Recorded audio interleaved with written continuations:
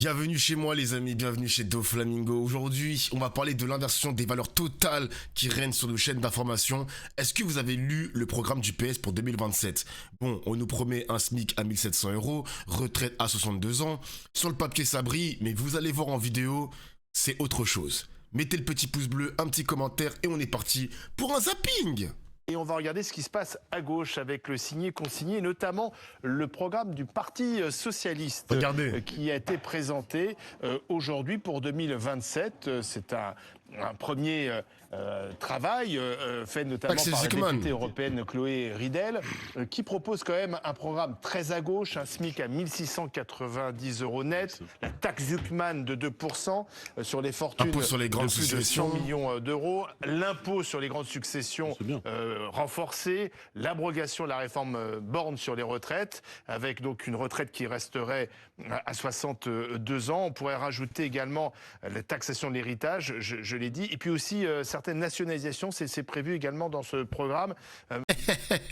Les gars, les éditorialistes, ils doivent s'étouffer pour 2 euros d'augmentation du SMIC. Et de l'autre, on a aussi un silence radio sur les milliards de cadeaux faits aux grands patrons. Bon, là, je vois pas grand-chose. Impôt sur les grandes successions à plus de 200 000 euros. On traite les travailleurs comme des macaques à qui on jette des cacahuètes, alors que les vrais privilégiés, eux, ne sont jamais inquiétés. On écoute la suite, parce que là, je sens qu'on va rentrer dans le dur. François Calfon, bonsoir. Bonsoir. Signé, consigné, donc Charles est là, bien entendu. Bonsoir. Bonsoir Charles. À gauche toute.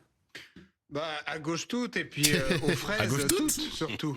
Je constate que le PS est complètement engourdi et enquisté dans des vieilles lunes qu'on croyait dépasser depuis longtemps.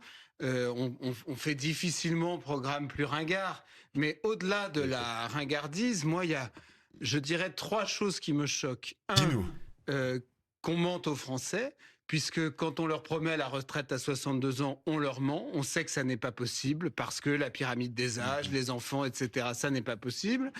2, qu'on soit en décalage total avec ce dont on a besoin aujourd'hui. Je veux dire, j'entendais quelqu'un, un éditorialiste, je ne sais plus lequel, qui disait on est à l'heure de l'IA, pas de Zola. Et je trouve que c'est tout à fait juste. C'est un programme qui est What décalé the par fuck. rapport aux besoins d'aujourd'hui. C'est le programme de 1981. Je fais référence à François Mitterrand pour les plus jeunes. C'est un programme, c'est ridicule. Programme commun. Moi, je trouve ça même ridicule. Et 3, ce qui me choque là-dedans, c'est que, au fond, on va continuer à voler les Français. Les prélèvements obligatoires ont augmenté l'année dernière de 71 milliards ou 51 milliards d'euros.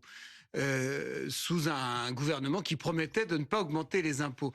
Ça, c'est de l'argent qu'on prend aux gens qui travaillent. Et avec votre système, vous allez continuer à voler les Français. Donc, mentir aux Français, voler les Français et... Bon. Ok, bon. Le programme du PS, t'as l'impression qu'il est là pour séduire les électeurs de Mélenchon sans vraiment froisser l'oligarchie.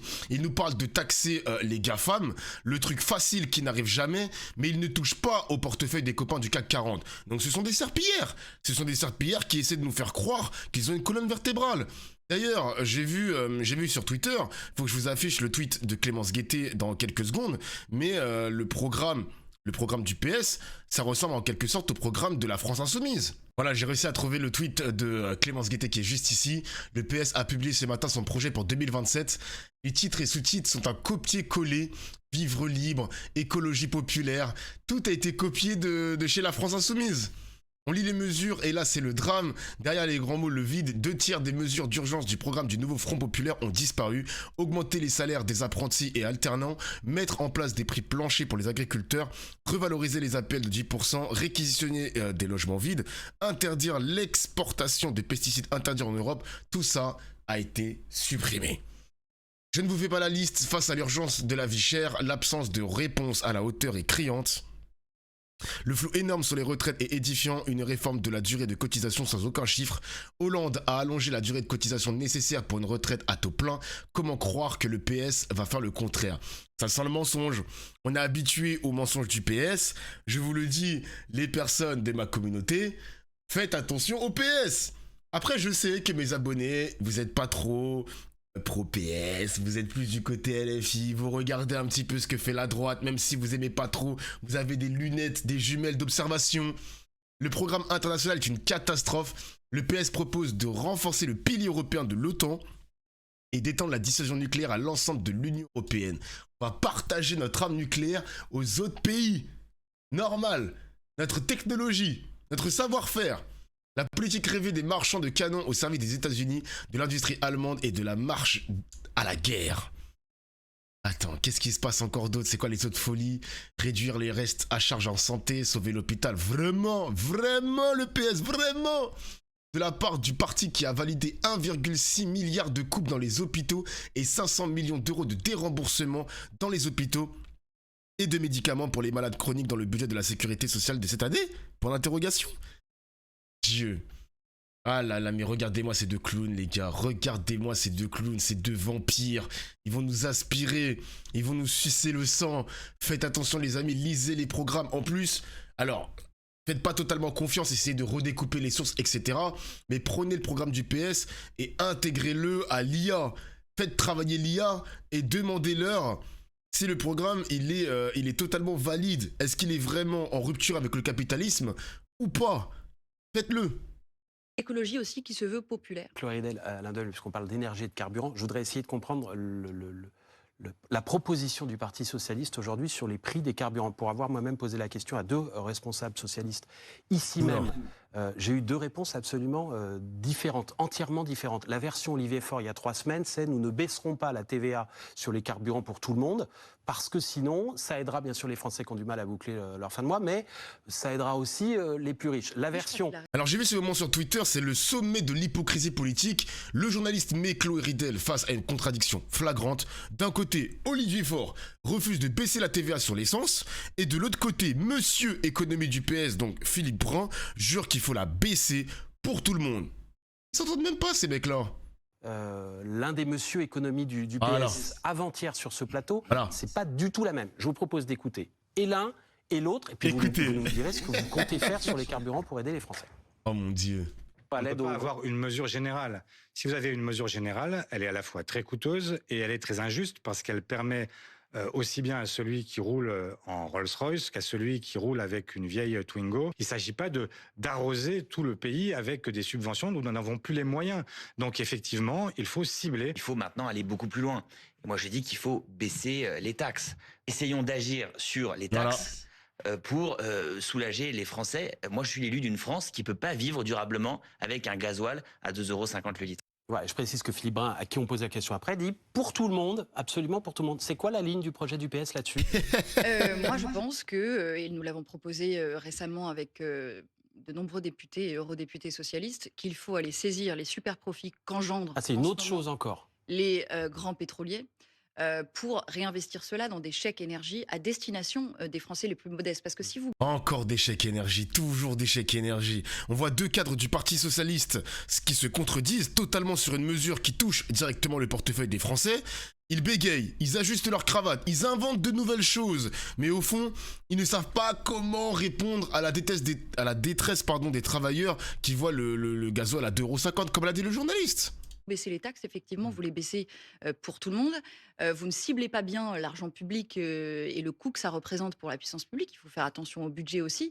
Et ça, je pense que c'est la bonne réponse à court terme. Mais la réponse à long terme, c'est d'électrifier notre pays. C'est de faire la grande transition énergétique. Philippe Brun se plante, si vous me passez l'expression, quand il dit on veut désormais baisser la TVA pour tout le monde. Ça n'est pas la nouvelle position du PS sur les carburants. C'est pas une petite question, c'est 20 centimes de moins tous les jours par litre. Vous avez raison, et là-dessus, je vous dédie ma position. Mais Philippe Brun est connu au sein du Parti Socialiste pour avoir des compétences, pour avoir beaucoup d'idées, mais pour avoir des idées qui ne sont pas forcément celles qui sont reprises par la direction à l'arrivée. Vous vous trompez, nous avons repris par exemple la belle idée de Philippe Brun dans le projet de parité sociale en politique. Non mais forcément. Je vous réponds parce que vous laissez entendre que... Non mais en gros les gars, on nous sort des promesses pour nous appâter comme des macaques, mais une fois en coulisses, les gars, l'oligarchie du parti reprend la main pour ne rien changer de radical. Il n'y aura pas de rupture. Et il est là l'angle à prendre dans cette vidéo-là, dans ce moment-là, c'est qu'on met en parallèle désolé, hein, mais l'indemnisation des propriétaires privés, si on nationalise les autoroutes, parce qu'à ce qui paraît, le PS veut aussi nationaliser ça, hein, mais il faut compter l'indemnisation, ça va coûter cher. Les gars, l'Union Européenne va se mêler de ça aussi. Le contraste, il est saisissant. Les éditorialistes s'inquiètent pour le portefeuille des riches. Comme d'habitude, hein, on a écouté tout à l'heure monsieur Truchot. Pendant que les politiques socialistes se battent pour savoir quelle couleur aura le pansement qu'ils vont mettre sur la jambe de bois des Français, la séquence, elle est parfaite pour montrer que même à gauche, on reste dans le cadre du capitalisme de prédation sans jamais vouloir renverser la table. Ils arrivent même pas à se mettre d'accord sur la fiscalité, sur la TVA, sur la nationalisation. Peut-être que même sur la nationalisation, il faut poser la question à tous les membres PS, qui est d'accord, qui est pour, qui est contre. La baisse de la TVA sur le carburant, qui est pour, qui est contre. Faut tous les interroger les mecs. Il y en a un autre qui va arriver là. Je vous le montre dans quelques secondes. Attention, vous allez être choqués, restez jusqu'au bout. Un impôt sur les grandes successions. Est-ce que vous souscrivez à ce document ? Alors moi d'abord je souscris au fait qu'on ait cette base de travail, cette boîte à outils qui soit disponible. Vous savez, pendant longtemps on disait les socialistes ils n'ont pas d'idées, ils ne proposent rien au pays. C'est vraiment des nouvelles idées là. Ce sont vraiment des nouvelles idées qu'on vient de citer. Je vais être absolument honnête, il y a pour partie des idées que nous défendons depuis des années, qui alimentent les travaux parlementaires que nous faisons au gré de chacun des budgets ou des budgets de la sécurité sociale sous forme d'amendements. Et on va le faire évoluer dans un travail avec les militants qui sont saisis. C'est une boîte à outils. Moi, je préfère dire que ce ne sera pas la totalité du projet présidentiel, parce qu'on ne fait pas une campagne présidentielle sur 600 mesures. Par contre, on envoie des signaux. Les signaux, c'est de dire qu'il y a des inégalités dans notre pays. Il y a des situations d'indignité. Il y a des situations de vulnérabilité auxquelles il nous faut répondre. Moi, ce que je veux y ajouter, avec d'autres, c'est que nous devons crédibiliser la mise en œuvre de ce projet. Oui.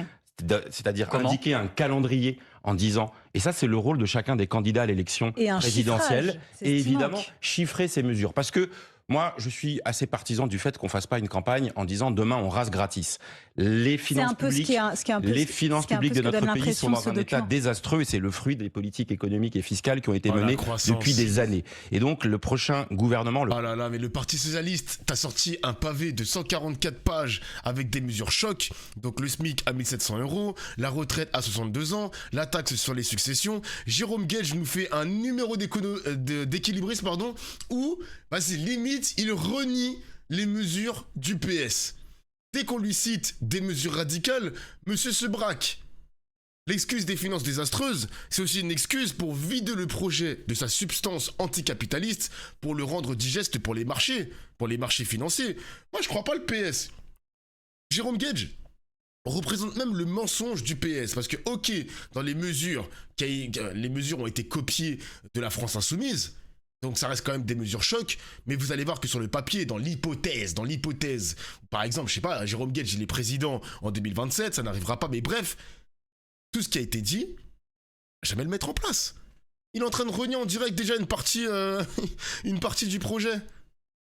C'est joli sur le papier, nanani, je souscris au fait qu'on ait cette base de travail, cette boîte à outils, comme si il va prendre, je sais pas moi, le tournevis, mais il prendra pas l'autre outil radical, parce que, non, il faut le rendre digeste pour les marchés financiers. Ah, frère, ces mecs-là n'ont aucune colonne vertébrale, laisse tomber, cousin. La chroniqueuse Barbara Lefebvre, réintégrée dans les grandes gueules malgré sa condamnation pour injures racistes. Ah là là là là, les amis, une condamnation pénale pour racisme. Donc là, on parle du 15 avril 2026, c'était il n'y a pas longtemps. Hein. Elle a été condamnée par le tribunal correctionnel de Paris pour injure publique en raison de l'origine. Donc il y a eu les faits. Je crois que c'était un podcast où elle avait parlé des gens du voyage. Je cite, ils n'avaient pas les codes d'une société civilisée et qu'ils ne respectaient que la loi des barres de fer. What the fuck?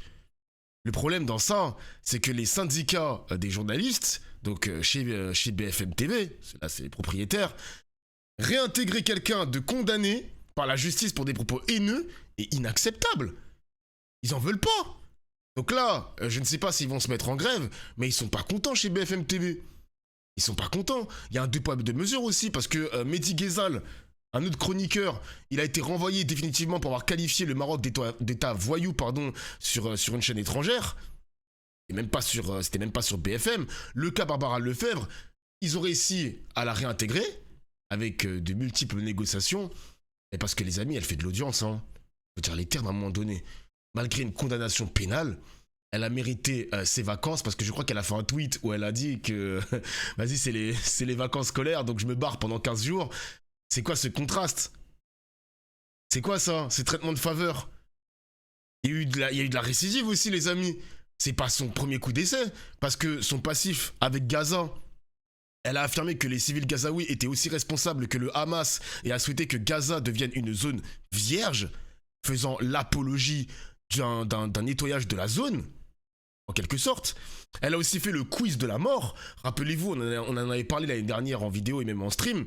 Elle avait animé un quiz jugé indécent sur le nombre de civils morts à Gaza lors d'un gala de soutien à une armée étrangère. Et le maintien de sa présence à l'antenne est perçu comme un signal envoyé par la direction. Les propos haineux sont tolérés, voire récompensés par du temps d'antenne. C'est pas normal ça, les gars. C'est pas normal. Dites-moi en commentaire si vous êtes pour ou contre la réintégration de cette dame. Jordan Bardella confond diesel et gasoil alors qu'il s'agit du même carburant. Oh mon Dieu. La situation qu'affrontent les Français depuis plusieurs semaines est une situation extrêmement préoccupante avec des niveaux à la fois au diesel et au gasoil qu'on n'a jamais connus depuis de très nombreuses années. Donc nous demandons, nous, de manière très claire, la baisse de la TVA sur le carburant de 20%, vous l'avez rappelé, à 5,5% pour la TVA. Oh mon Dieu, c'est même pas repris par la journaliste. Est-ce que vous vous rendez compte du niveau, les mecs? Non, pitié. Oh, come on. Ils disent quoi en commentaire, là, que je me marre un peu? T'as 182 000 vues. Il n'a jamais mis un plein de sa vie. Mais je sais même pas si Bardella, il a son permis. En gros, tu attends qu'un politique de droite fasse une petite erreur pour faire un tweet. Oh là là, les suceurs! Mais non, mais c'est pas possible! Mais encore heureux, les amis! Le diesel et le gasoil qui se regardent. Oh putain, la vidéo. Le diesel qui croise le gasoil. Oh mon Dieu, des gens vont voter pour ça. Mon Dieu. Oh là là. Attends, laisse-moi voir les commentaires. Regarde vite fait. Ah putain, mais ça répond par Rima Hassan, tu vois? C'est tellement ridicule. Il n'a pas le droit de se tromper. Non mais les mecs, le diesel et le gasoil, pitié, genre. C'est le racisme qui les motive et rien d'autre. Mais bien sûr. Mais... oh mon Dieu, mais Bardella, mais qui es-tu? J'ai pas envie de faire l'avocat du diable, surtout pour lui. Mais est-ce qu'il parlerait pas du gasoil pour... enfin, peut-être pour le gaz de chauffage? Mais là, on est sur autre chose, là. Bah oui, le fuel, c'est totalement autre chose. C'est pas le même prix, en plus. Jordi est totalement déconnecté des réalités, qu'il se plante comme un grand dès qu'il ouvre sa bouche. Aïe, aïe, aïe, aïe, aïe. Les amis, oh mon Dieu. Ça va être la merde l'année prochaine. Bonne chance à nous. On termine avec Emmanuel Macron qui a assuré jeudi qu'il ne fera plus de politique lorsqu'il quittera l'Elysée en 2027 après 10 ans de présidence. Il va sa grosse tête là.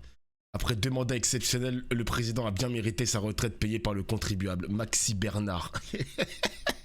Ah mais c'est un contrôle, ça se voit que c'est un contrôle. Pourvu que ce soit elle, sa seule promesse tenue. Eh mais c'est la fille de TPMP là, Béatrice Rosen. Il n'a jamais fait de politique, ce qu'il a fait c'est de nous faire faire à tous de l'assistanat envers les plus riches. J'y crois pas, il reviendra en 2032. En vrai les gars, en fonction de la situation, moi j'y crois à ce fameux 1%. J'y crois à ce Emmanuel Macron qui fait son comeback historique en 2032 parce que le mandat du prochain président sera une catastrophe. Alors, je ne sais pas si ce sera Édouard Philippe, parce que Édouard Philippe pourrait faire potentiellement un 2e mandat parce que la peur des extrêmes en France, elle est encore prégnante, cette peur en tout cas. Donc les gens évitent en quelque sorte de se mouiller. Voilà, ils veulent pas tomber dans les bras de l'extrême droite, ils ne veulent pas tomber dans les bras de Mélenchon, alors que pour moi j'estime que Mélenchon, il n'est pas si extrême gauche que ça, il n'est pas entièrement anticapitaliste comme le NPA, il veut juste un petit peu modifier les règles, alors que à l'extrême gauche, les anticapitalistes veulent vraiment une vraie rupture. Même en clash avec les traités européens, pour vous dire les amis, tellement que ça va plus loin que la France insoumise. Ça reste un parti institutionnel, le parti de la France insoumise. Voilà. Mais bon, Macron, allez, salut. À jamais. Je pense qu'il va faire un petit peu comme Nicolas Sarkozy, où il va faire pas mal de conférences des conférences à gauche à droite, bien payées d'ailleurs, à l'étranger, aux États-Unis, dans les pays du Moyen-Orient et même à l'Europe. Après, il y a aussi autre chose. Est-ce qu'il a une mission au niveau de l'Union européenne? Est-ce qu'il va avoir un poste au sein de l'Union européenne? Je ne sais pas. Il reste encore jeune. Voilà, jeune par rapport à qui travaille à la Commission. Qu'est-ce qu'il veut? Est-ce qu'il veut être aussi président de la Commission européenne, donc successeur de Madame von der Leyen? Que va faire Macron après? Moi, je suis curieux.